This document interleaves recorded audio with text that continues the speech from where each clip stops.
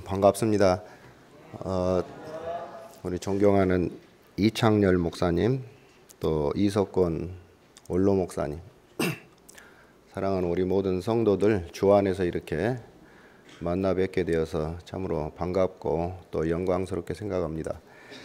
제가 우리 학생들 어제 우리 성은재 선생님하고 수련회를 하느라고 좀 목감기가 왔는데 양해하시고 좀 들어주셨으면 좋겠습니다. 성북교회 하면 제가 목사 안수를 받은 교회이기 때문에 저에게는 굉장히 각별한 교회입니다.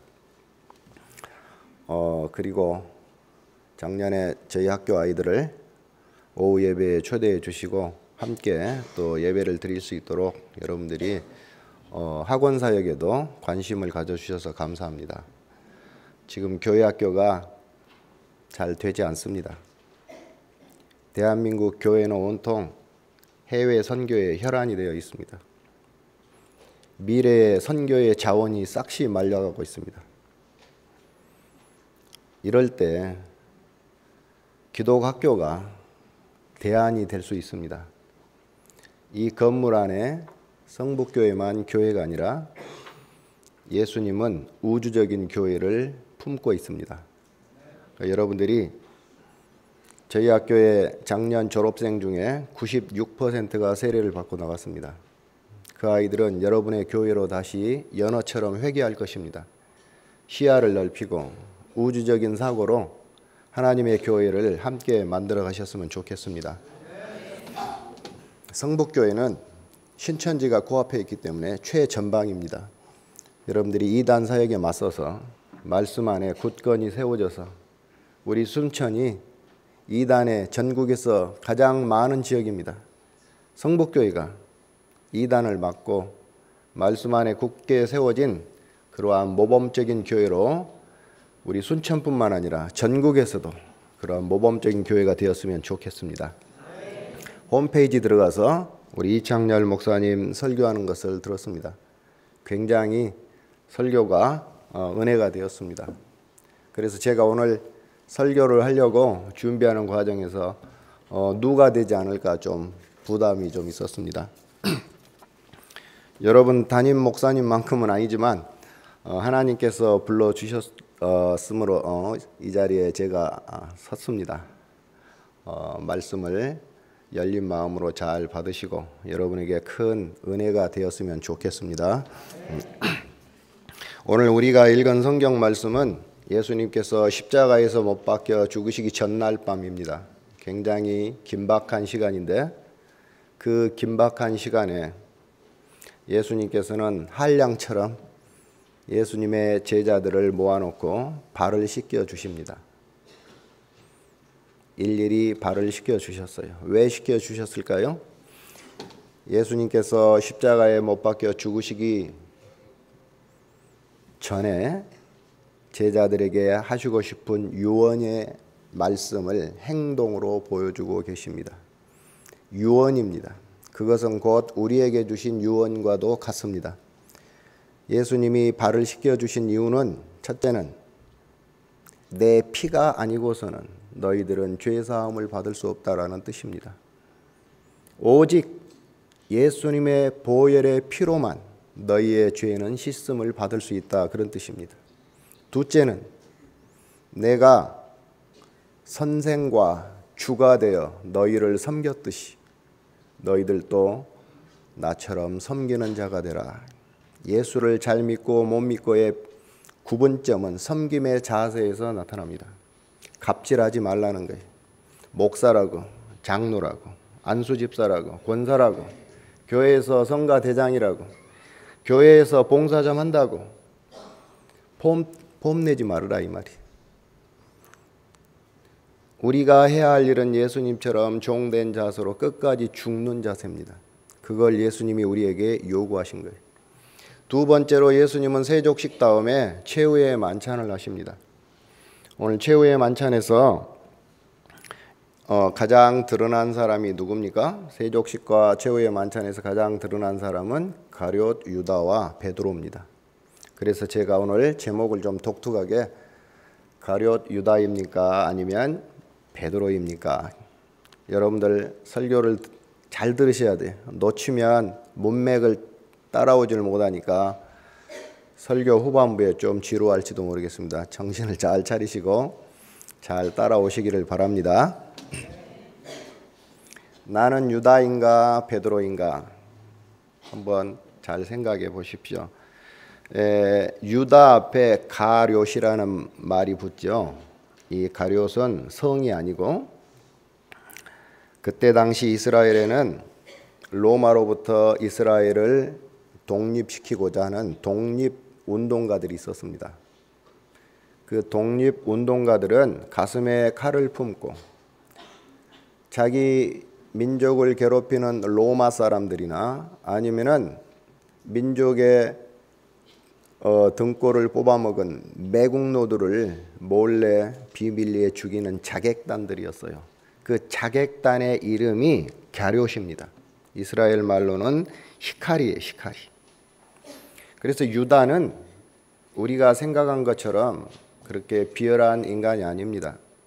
우리로 말하자면 김구 같은, 안중근 같은 이스라엘에서는 독립군이에요. 대단한 사람입니다. 반면에 베드로는 어떤 사람일까요? 본명은 시몬입니다. 갈릴리 시골에서 우리나라로 말하자면 죄송합니다. 전라도쯤 되는 지역에서 가난한 어부였어요. 교육도 별로 받지 못했고요. 이런 사람에게 예수님이 오셔서 제자로 삼으시자 자기의 직업과 가족을 다 버려두고 즉각 예수님을 따라갔습니다.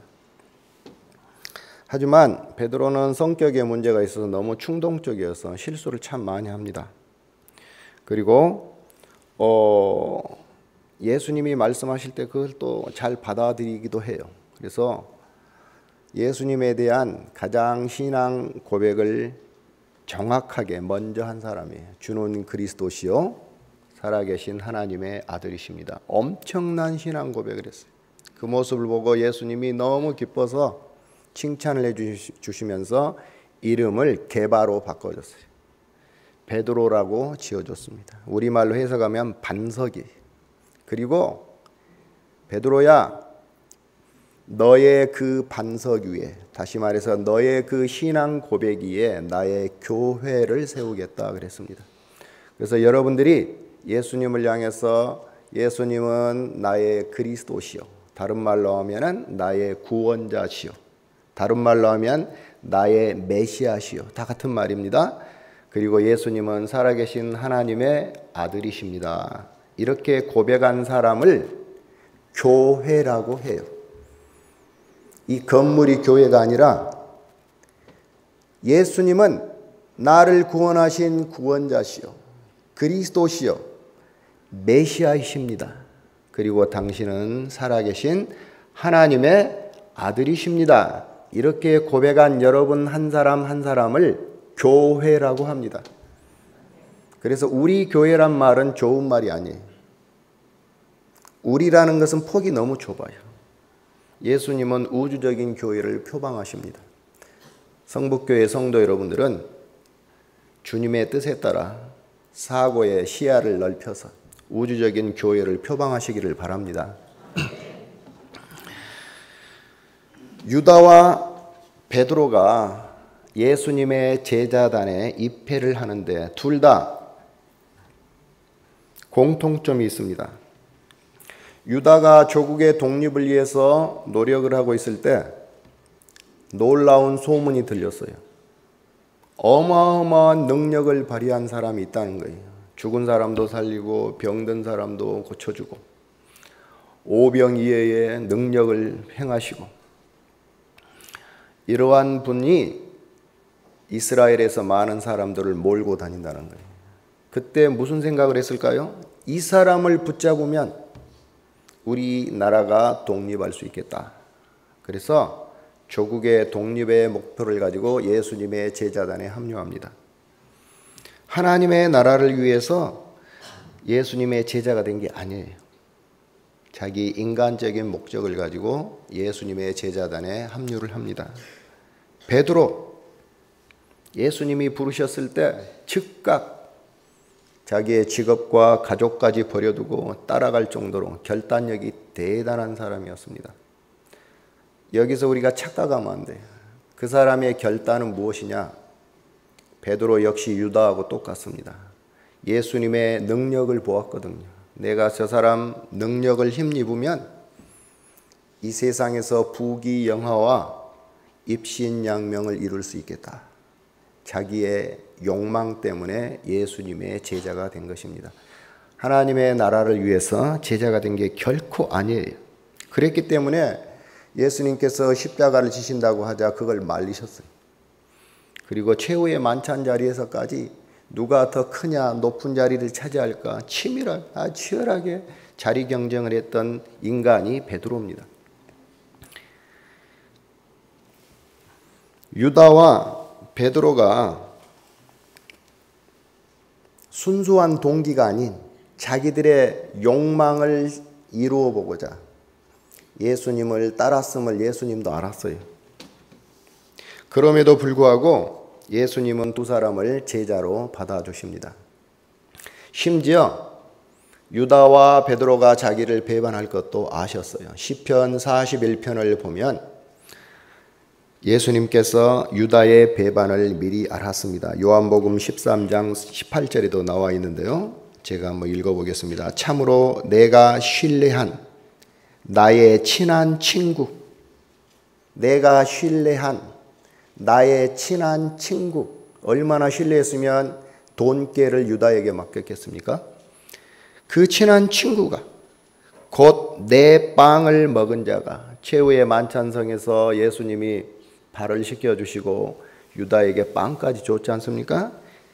내 빵을 먹은 자가 내 발꿈치를, 자기 발꿈치를 들어 나를 대적하였나이다. 예수님이 시편을 통해서 유다가 어떠한 인간이란 걸 알았어요. 자기를 그렇게 신뢰해주고 발을 씻어주고 마지막 자리까지 빵을 주면서 사랑을 베풀어 주셨던 그 유다가 자기의 스승을 배반하고 그 스승을 죽음으로 내몰 것을 예수님이 뻔히 알고 계셨어요. 그럼에도 불구하고 유다를 제자로 삼아 주셨습니다. 베드로 어떻습니까?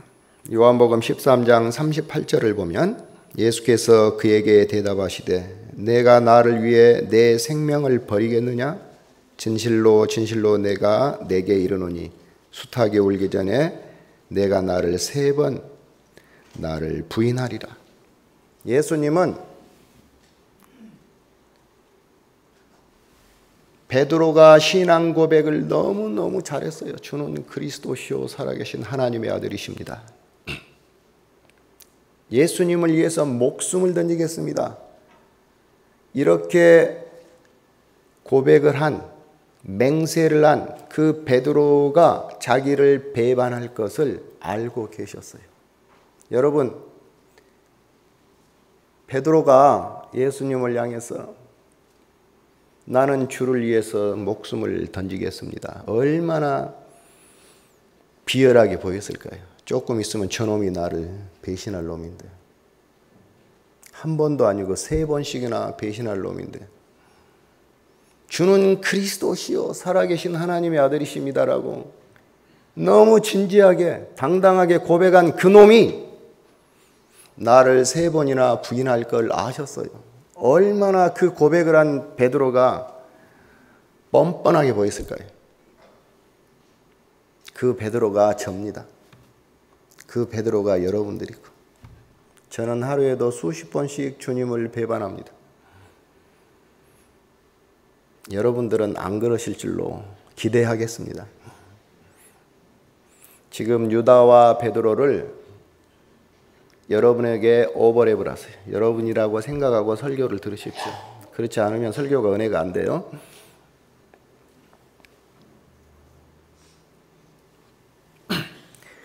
영적인 관점에서 예수님이 유다와 베드로를 바라보았을 때 어떤 사람이었을까요?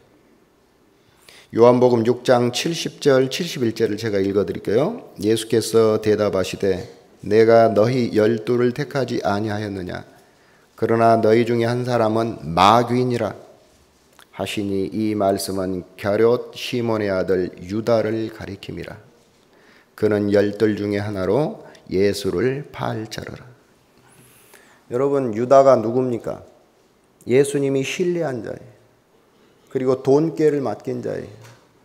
끝까지 십자가를 앞둔 그 긴박한 시간까지 발을 씻어주시고 빵 조각을 줬던 사랑하는 제자였습니다.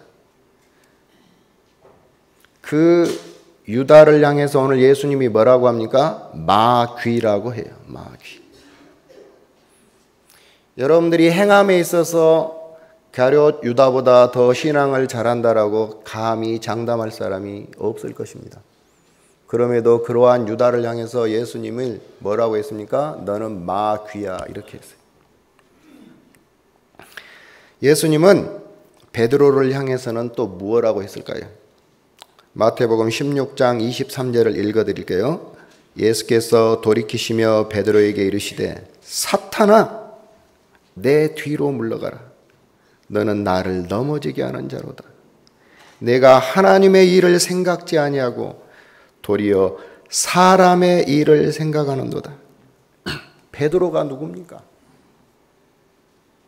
예수님의 수제자요. 그의 신앙 고백이 완벽했기 때문에 베드로의 신앙 고백을 하는 모든 성도들을 교회라고 해주신 거예요. 교회. 그러한 베드로에게 예수님이 오늘 뭐라고 합니까? 베드로야, 너는 사탄이야, 그랬어요. 그러면 이 자리에서 저와 여러분들이 마귀가 아니고 사탄이 아닐 자가 누구겠습니까? 도대체 주님께서는 무엇 때문에 유다와 베드로를 가리켜서 마귀요 사탄이라고 했을까요? 여러분이 생각하는 사탄은 무엇입니까? 오늘 사탄의 정체에 대해서 여러분들이 확실하게 붙잡으시고 그 유혹에 넘어가지 않는 여러분들 되시기를 바랍니다. 유다가 주님을 팔았기 때문에 마귀입니까? 베드로가 예수님을 3번 부인했기 때문에 마귀일까요? 도대체 마귀라는 존재는 무엇입니까? 성경을 보면 마귀가 이 세상에 최초로 자신의 존재를 드러낸 것이 에덴 동산에서였습니다. 하나님은 에덴에서 살아가는 아담과 하와를 어떠한 존재로 만들었는가를 잘 아셔야 돼요. 아담이라는 말은 사람의 이름이 아니고 우리말로 해석, 아담은 이스라엘 말이에요. 우리말로 해석하면 사람이란 뜻이에요. 하나님이 아담을 만드셨다 이 말은 하나님이 사람을 만드셨다 이 말이에요. 저와 여러분을 만드셨다 이 말이에요. 근데 어떠한 존재로 만드셨는가? 철저하게 하나님을 의존하는 존재로 만들었어요. 하나님을 의존하는 존재. 하나님의 은혜로만 살아갈 수 있는 존재로 우리를 만들어 놓으셨어요. 하나님을 떠나서는 결코 홀로 서기를 할 수 없는 존재로 우리를 만들어 놓으셨어요. 아담은 무엇에서 비롯되었습니까? 이스라엘 성경으로 보면은 먼지, 티끌, 우리 성경은 흙이라고 했는데 아담을 무엇로 만들었어요? 먼지로 만들었어요. 티끌로 만들었대요. 흙으로 만들었대요. 다시 말해서 아담, 곧 인간이라는 것은 무엇이냐? 아무것도 아니다. 무력하고 불가능한 존재라는 것입니다. 하나님은 하나님을 절대 의존하는 하나님의 은혜를 받아야만 살 수 있는 아무것도 아닌 무력하고 불가능한 존재임을 아담에게, 인간에게 깨닫게 하기 위해서 에덴 동산 중앙에 선악과를 만들어 놓으셨어요. 선악과의 의미도 여러분들이 오늘 확실히 아시기를 바랍니다. 선악과가 우리가 먹는 사과가 아닙니다. 선악과는 뭐냐? 확실히 아세요? 이 선악과를 바라볼 때마다 아담아, 인간아, 우리 교회에서 설교할 때는 좋으시는 분이 있으면 제가 이름을 부릅니다. 그러면 다른 분들도 눈이 번쩍 뜨여서 효과가 있더라고요. 누가 조신다고 제가 그런 건 아니에요. 제 목소리가 감기 때문에 여러분에게 좀 수면제 같으면 용서하시고 정신 바짝 차리고 들어주십시오. 제가 일주일간 거의 잠을 못 잤습니다. 여러분 만나서 헛시간 안 보내려고. 여러분도 저를 예우를 해 주십시오. 하나님이 보낸 종으로 생각하시고. 아멘. 어디 갔는지 이럴 때 다시 돌아오기가 힘들어요. 하나님이 선악과를 왜 만들어 놓으셨느냐? 하나님 입장에서 인간아, 아담아, 나는 너를 만든 창조주야. 너는 나의 은혜와 자비와 긍휼이 없이는 살 수가 없어. 그래서 인간아, 내가 너에게 충만한 은혜로, 충만한 자비로, 충만한 긍휼로 영원히 함께해 줄 거야. 반면에 인간아, 너는 나로부터 지음을 받은 피조물이야. 너는 아무것도 아니야. 티끌이야, 먼지야. 그러므로 나로부터 늘 은혜와 자비와 긍휼을 사모하면서 살아라. 이 표식으로 선악과를 만들어 놨어요. 선악과의 의미를 여러분들이 분명히 아신다면 여러분의 신앙에 큰 도움이 되실 것입니다. 다시 말해서 우리는 한없이 나를 부인하며 살아라 이 말이에요. 나는 아무것도 아니다 이 말은 나를 부인한다, 나를 내려놓는다 이런 뜻입니다. 그리고 하나님을 주인 삼고 하나님의 은혜만을 구하며 살아야 한다. 이러한 존재임을 선악과를 보고 깨달으라 이 말이에요. 그래서 하나님의 뜻대로 이렇게 살아가는 아담과 하와에게 누가 찾아옵니까? 뱀, 다시 말해서 마귀, 사탄이 찾아옵니다. 그리고 뱀이 아담과 하와에게 무슨 짓을 합니까? 선악과를 따먹고 싶은 마음을 불어넣습니다. 아담아, 인간아, 너가 선악과를 따먹어도 결코 죽지 않을 거야. 선악과를 따먹으면 너의 눈이 밝아져서 너가 하나님과 같은 존재가 될 거야. 그래서 하나님이 너희로 하여금 선악과를 따먹지 못하게 한 거야. 이렇게 이야기를 한 거예요. 지금 마귀의, 뱀의 이 말은 무슨 의미일까요? 그 다음이 중요합니다. 뱀이 하는 말이 아담아, 인간아, 너는 결코 하나님을 의존하는 존재로 만들어지지 않았어. 너도 하나님과 같은 존재야. 그런데 무엇 때문에 하나님의 은혜를 구하며 살아가려고 하느냐? 자존심도 없냐? 너는 돈도 있잖아. 권력도 있고. 건강하잖아. 자식들 잘 됐고. 그 말이에요. 뭐가 아쉬워서 교회 가냐? 뭐가 아쉬워서 너를 굽히냐? 너도 하나님이야. 그 말이. 하나님의 은혜와 자비를 받지 않고도 너의 힘으로 너는 얼마든지 홀로 설기를 할 수가 있어. 이 말이. 지금 뱀은, 사탄은 인간을, 아담을 속이고 있습니다. 속여서 뱀의 가장 큰 목적이 뭐냐면은 이걸 아셔야 돼. 우리를 하나님의 은혜로부터 멀어지게 하는 것. 하나님의 자비와 긍휼을 받고 살아가는 것으로부터 갈라서게 하는 것이 뱀의 목적입니다. 마침내 아담과 하와가 뱀의 속임에 넘어갑니다. 그리고 선악과를 따먹고 맙니다. 오늘 또 하나 알아두실 것, 선악과를 따먹은 의미는 무엇일까요? 인간이, 아담이 하나님에게 선언한 거예요. 하나님, 나도 하나님이에요. 당신의 은혜와 자비 필요 없어요. 오늘부터 내 힘으로 홀로서기 할 거예요. 그 말이. 하나님이 인간을 만들어 놓고 보시기 아름답다고 했는데, 힘이 아름답다고 했는데, 그렇게 아름답게 지음을 받고 하나님으로부터 사랑받고 은혜와 자비와 긍휼을 한없이 받은 우리 인간이 하나님을 배신을 했습니다. 누구처럼? 유다처럼, 베드로처럼, 여기 있는 저처럼. 배신을 했어요. 스스로 은혜를 박차버렸어요. 그래서 하나님은 자기가 흙이고 먼지고 티끌이라는 자기의 본질을 모르고 하나님 절대 의존적 존재로 지음을 받았다는 사실을 모르고 스스로 하나님 되어 하나님의 은혜를 박차버린 그 행위를 뭐라고 하느냐? 죄라고 해요.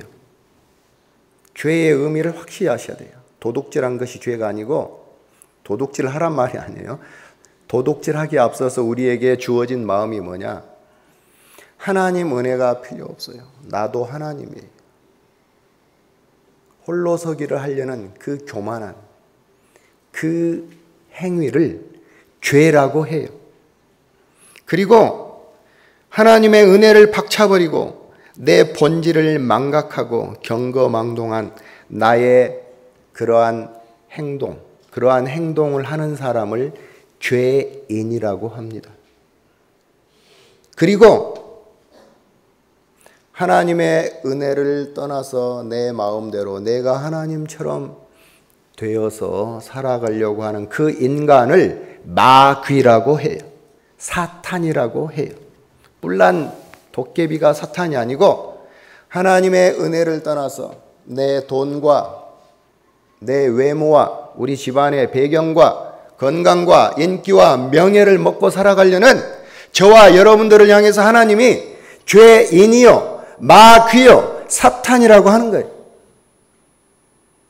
그래서 우리는 구원을 받았지만 언제든지 베드로처럼 주님을 배반하고 죄인이 되고 마귀가 되는 거예요. 왜 그렇다고요? 하나님의 은혜로부터 자꾸 멀어지려고 하니까. 하나님은 당신의 은혜를 거부한 사탄이 되어버린 아담을 어떻게 했습니까? 죽이셨습니다. 여기서 죽음의 의미도 아셔야 돼요. 죽음이 무엇이냐? 하나님이 선악과를 따먹으면 반드시 죽는다 그랬습니다. 그러니까 죽는다는 의미는 무엇이냐? 선악과를 아담이 따먹은 의미가 뭐라겠죠? 오늘부터 나는 내가 하나님이다. 당신의 은혜 필요 없습니다. 그거 아닙니까?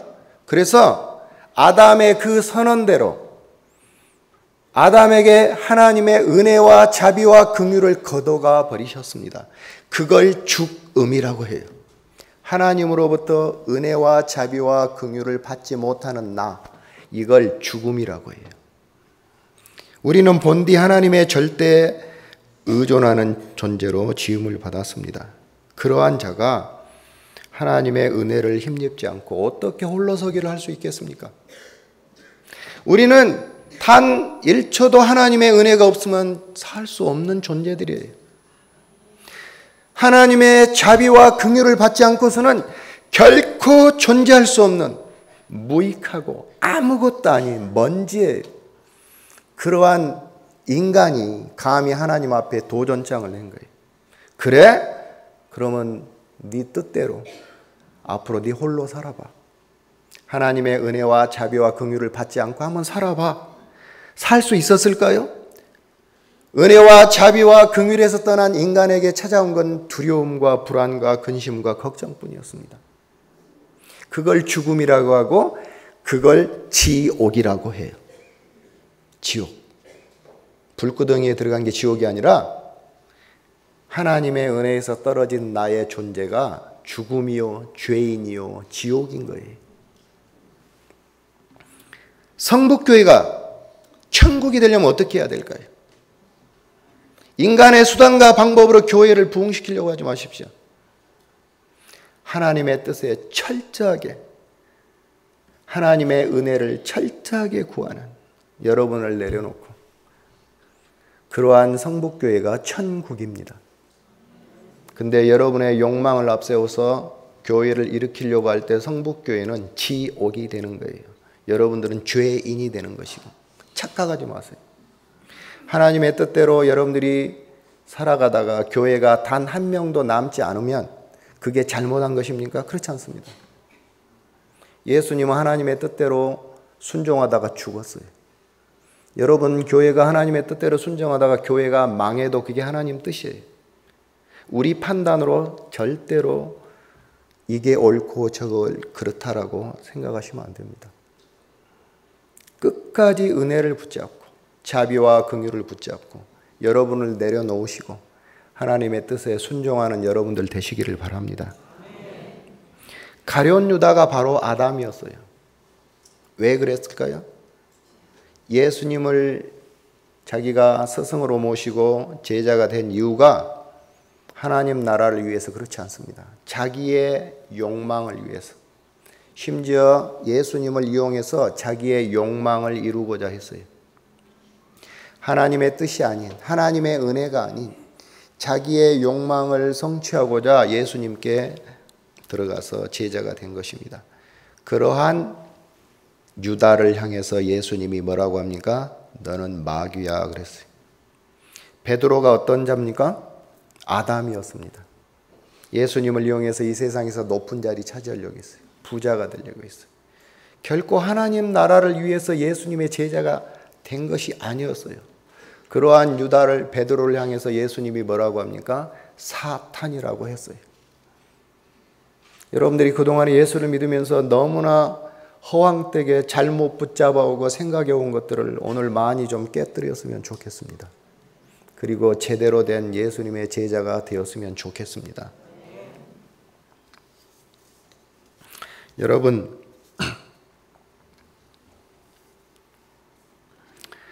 베드로도 유다도 마귀요 사탄이었습니다. 왜 그랬죠? 하나님의 나라가 아닌 자기의 욕망을, 자기가 하나님 되어서 자기의 욕망을 이루려고 하는 자들을 하나님이 마귀요 사탄이라고 했어요. 그런데 성경에서 보면 유다와 베드로의 결말이 너무나 달라요. 유다는 어떻게 되었죠? 목매달아 자살을 했습니다. 배가 터져 죽었어요. 베드로는 어떻게 되었죠? 다시 예수님의 제자로 받아들여져서 주님의 복음을 위해서 생명을 바친 사도로의 삶을 살게 되었습니다. 오늘 마지막으로 이 말씀을 드립니다. 유다와 베드로는 둘 다 마귀요 사탄입니다. 근데 이 두 사람의 운명이 완전히 극명하게 갈리었어요. 그럼 유다는 왜 그렇게 비참한 최후를 맞게 되었을까요? 예수님께서 십자가에 못 박기 전날 밤에 유다에 대해서 굉장히 신경을 많이 썼습니다. 그리고 유다가 자기를 팔 것을 암시까지 해주셨어요. 그러한 유다에게 제발 좀 돌아와 달라는 뜻으로 발을 시켜주셨습니다. 자기를 팔 그 배신자 유다를 알면서도 발을 씻어서 끝까지 사랑해 주셨습니다. 최후의 만찬석에서 그 더러운 입에다가 끝까지 사랑하는 마음으로 빵을 줬습니다. 끝까지 사랑해 주신 그 예수님의 사랑을 박차고 유다가 어두운 밤으로 나가버렸어요. 왜 나갔을까요? 유다의 지금 소망은 뭐예요? 이 예수님이 제발 죽겠다라고 말 좀 안 했으면 좋겠어요. 그리고 자기의 뜻대로 로마군을 물리치고 자기 조국을 독립시키고 옛 다윗 왕국을 회복시켜서 자기가 꿈꾸던 욕망을 좀 이뤄주셨으면 하는 소망이 간절했어요. 그런데 자기의 소망과 다르게 예수님이 나약하게 죽는다 그래요. 그래서 예수님의 마음을 어떻게 하면 좀 돌이켜볼까 하고 대제사장들을 찾아갔습니다. 그리고 그 사람들에게 내가 예수가 있는 곳을 가르쳐 줄 터이니 예수를 체포하라 그래요. 여러분, 우리가 한 가지 여기서 알아둘 점은 유다가 은 30냥이 욕심나서 예수를 판 사람이 아닙니다. 김구 같은 독립투사예요. 지금 유다가 대제사장들에게 가서 예수님을 판 이유는 뭐냐? 이 사람들이 군인들을 대동하고 예수님을 체포하러 올 때 예수님이 능력을 발휘해서 그 사람들과 맞서 싸워주기를 기대했어요. 그럴 때 예루살렘에 모여있는 많은 유대인들을 선동해서 로마군과 싸워서 조국의 독립을 쟁취하고자 하는 원대한 계획이 있었어요, 유다에게는. 그래서 대제사장들에게 가서 꼬드겼던 겁니다. 제발 예수를 좀 체포해라. 그러면 예수가 마음을 바꿔서 분한 마음에 그들과 싸워서 조국 독립에 앞장서 줄 것이다. 그렇게 했는데 막상 그들이 왔을 때 힘없이 체포되고 맙니다. 아무런 저항도 못하고 고통과 채찍과 조롱을 맞습니다. 그러한 모습을 뒤쫓아가면서 유다가 봐요. 그러면서 무슨 생각을 합니까? 아하, 내가 생각한 예수가 아니구나. 이 땅에 죄인을 구원하러 오신 예수님이구나. 그때서야 그걸 깨달아요. 그리고 자기의 죄가 너무나 가슴 아파서 죄송해서 스스로 목매달아 죽고 맙니다. 반면에 베드로는 어떻습니까? 사랑하는 스승님 앞에서 눈이 마주치고 있는데 세상에 3번이나 뻔뻔하게 배신을 했어요. 눈이 마주치고, 유다는 눈이 안 마주치는 곳에 했으니까 좀 덜하죠. 스승님이 쳐다보고 있는데 3번이나 부인합니다. 그게 저고 그게 여러분이에요. 얼마나 뻔뻔하고 야비하고 비열합니까? 뺨이라도 하나 갈기고 싶어요. 그러한 존재가 바로 접니다. 그리고 여러분들이고. 그런데요, 예수님이 부활하신 후에 갈릴리로 가서 베드로를 만나 주십니다. 그리고 뭐라고 하십니까? 요한복음 21장 15, 17절을 보니까 요한의 아들 시몬아, 네가 나를 사랑하느냐? 요한의 아들 시몬아, 네가 나를 사랑하느냐? 요한의 아들 시몬아, 네가 나를 사랑하느냐?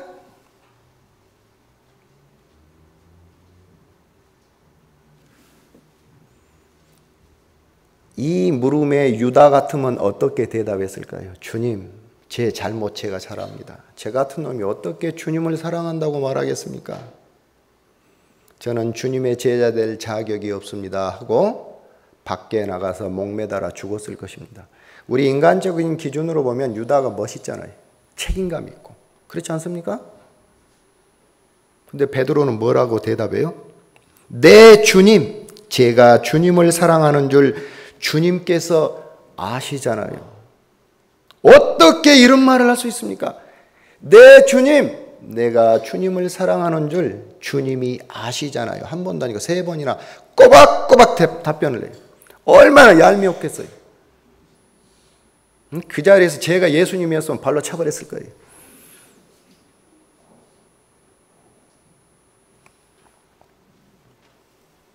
그런 뻔뻔한 대답을 한 베드로를 주님이 품어주십니다. 제자로 맞아주십니다. 그리고 내 양을 먹이라고 사명을 주십니다. 여러분, 이것이 바로 구원이라는 거예요. 구원. 구원이 뭐냐? 오늘 확실히 아세요. 여러분들이 열심히 기도하고 예배드리고 성경 많이 읽어서 구원이 있는 것이 아니고 이 비열하고 뻔뻔하고 야비한 나를 세상 끝까지 포기하지 않으시고 세상 끝까지 찾아오셔서 또다시 품어주시고 또다시 사랑해주시고 또다시 제자로 맞아주신 주님의 그 사랑 때문에 제가 구원받았어요. 여러분들이 구원받고.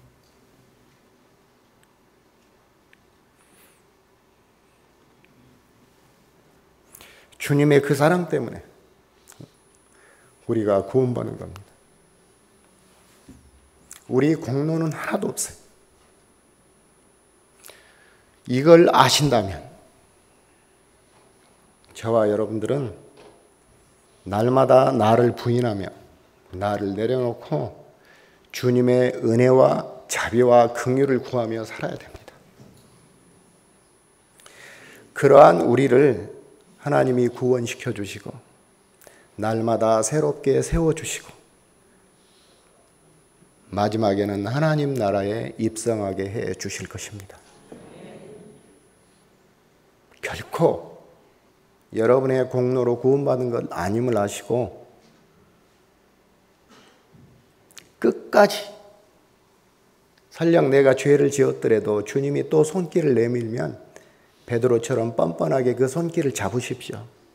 그래야 구원이 와요. 유다처럼 내 죄 내가 책임지겠습니다. 이건 교만이에요. 여러분, 우리는 우리 죄를 책임질 수 있는 사람이 아니에요. 우리 죄는 주님이 책임져 주시는 거예요. 그래서 여러분들이 서로 실수하고 넘어질 때 주님이 또 손을 내밀면 베드로처럼 좀 염치 없지만 뻔뻔스럽지만 그 손을 붙잡으시길 바랍니다. 그래야 할 때 여러분에게 구원이 있을 것이고 날마다 여러분들을 성숙한 새로운 존재로 세워 가실 것입니다. 마침내는 하나님의 나라로 여러분들을 인도해 가실 것입니다. 기도드리겠습니다. 하나님 아버지, 우리가 우리의 본질을 모르고 스스로 하나님 되어서 하나님의 은혜를 박차버리고 내 힘으로 살아가려고 했습니다. 어리석고 교만한 죄인들을 용서해 주시옵소서. 이제부터 주님 부르시는 그날까지 나를 부인하고 나를 내려놓고 오직 주님의 은혜만을 붙잡고 주님께 자비와 긍휼을 구하며 살아가는 복된 자들 되게 하여 주시옵소서. 예수님의 이름으로 기도드립니다. 아멘.